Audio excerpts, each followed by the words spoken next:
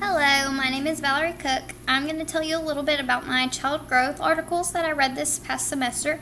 I'm going to pick my top 5 and just let you know what happened in them and a glow and grow for each one. My first article was the development of student stressors and emotional disturbance skills by Peter Chow and Deborah Flynn. Next, I read Understanding and Supporting Grieving Adolescents and Young Adults by Michelle P. and Micah S. and some others. My next article is Social and Emotional Development and Nurture Groups, the Narrative Structure of Learning Through Companionship by Jillian and Jonathan D.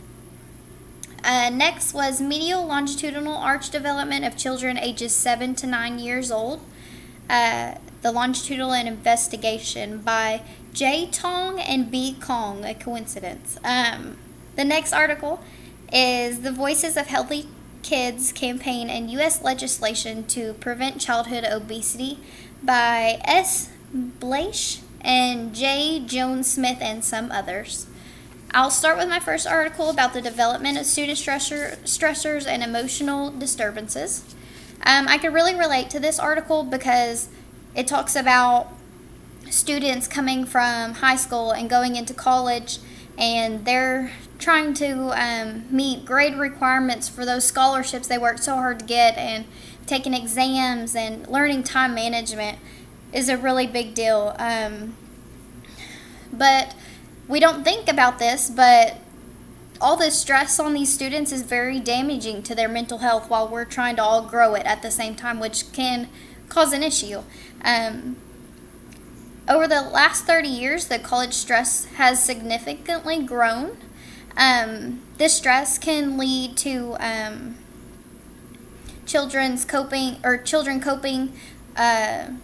with alcohol and drug abuse, or smoking and eating disorders. Also, this can go as far as depression, dissatisfaction, and even suicide, which is not good.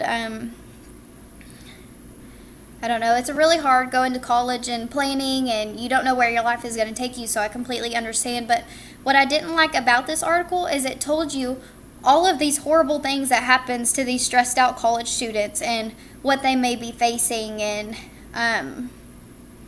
how horrible it is, pretty much. But it didn't tell you, it didn't tell me what to do about it. What can we do about these college students? We can't just all drop out of college because we're stressed out. So it didn't really have an end to it. It just told me this pointless information, I felt like, once I finished the article.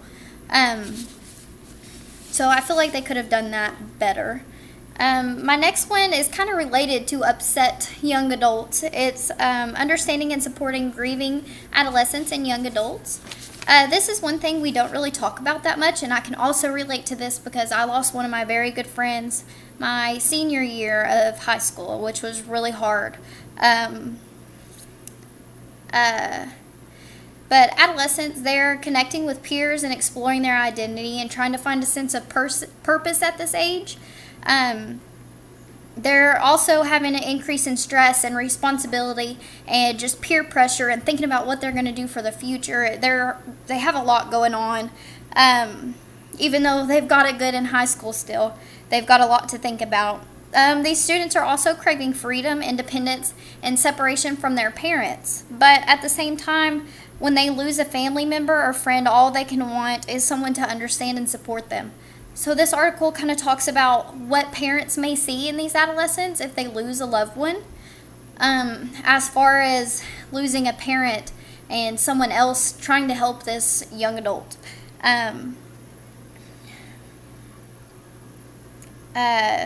Also, it talked about professional help with supporting these grieving adolescents, but it mostly talked about the different stages of grievance and what to expect and how to help, and what these children are facing and how they're feeling inside, but what it looks like they're feeling is a big difference.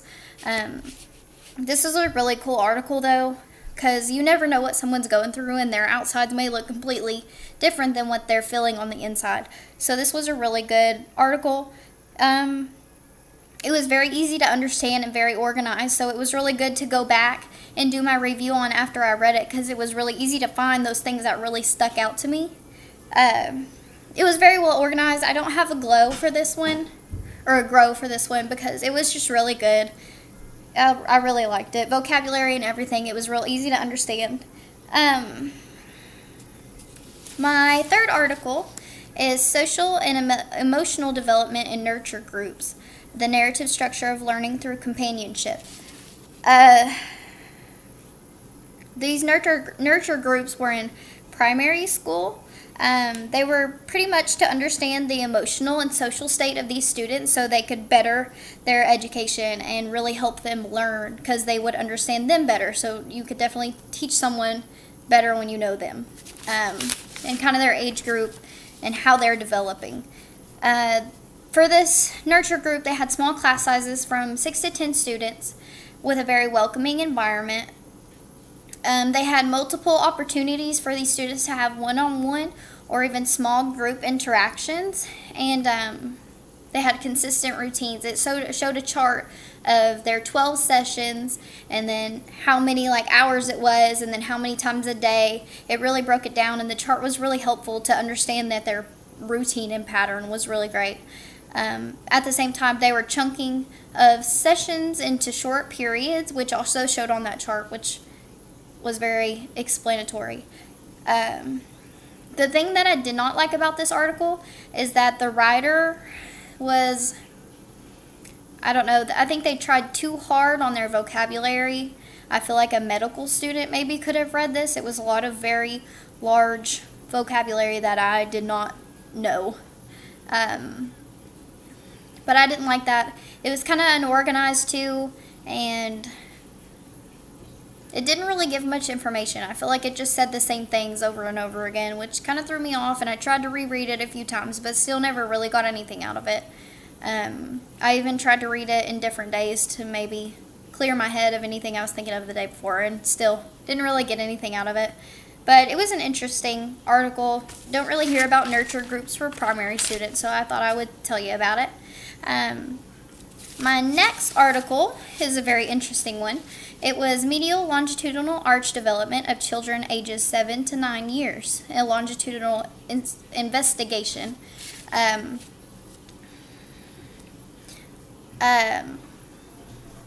For this article, they were trying to study the medial longitudinal arch, also known as the MLA. Not the MLA style writing we're used to talking about, but we're talking about the feet here. But they were studying because they didn't know when this arch in the child's foot became stable. They didn't know what the influence of footwear was on this arch either. They did find that the arch development would differ with shoes or the different types of shoes and footwear worn. And they had 269 young children, to work in this study. And they asked them questions, the parents, such questions like when children started wearing shoes, what kind of shoes did they wear, how often did they wear shoes, and what type did they wear most. This article is very different because no one ever talks about foot development in children, but this article was very interesting. I never would have thought to read this, but I figured I would give it a try, and it was pretty interesting. They had pictures of all the different kinds of shoes and graphs with each child's age, height, mass, and BMI. They also had photos of students' feet where it would show the pressure on where the pressure was at on their foot, which was really cool because it showed a bunch of different children and all of them were completely different. It made me think of a fingerprint because no one has the same fingerprint.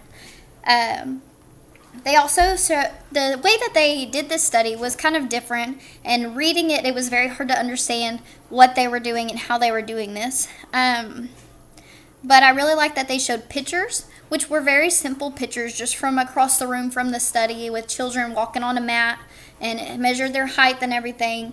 But this was really cool. It showed good pictures to help me understand and kind of visualize what was going on because it was really hard to just reading it. But I really like this. I don't really have a grow, but my glow was that it was very interesting, and I would have never expected to read anything like this, but it was very cool. I really liked it. My next article is Voices for a Healthy Kids campaign and U.S. state legislation to prevent childhood obesity. Uh, in 2012, Voices of Healthy Children campaign was to facilitate efforts to address childhood obesity through public education and advocacy. With the helps of Robert Wood Johnson Foundation and the American Heart Association, I'm so sorry.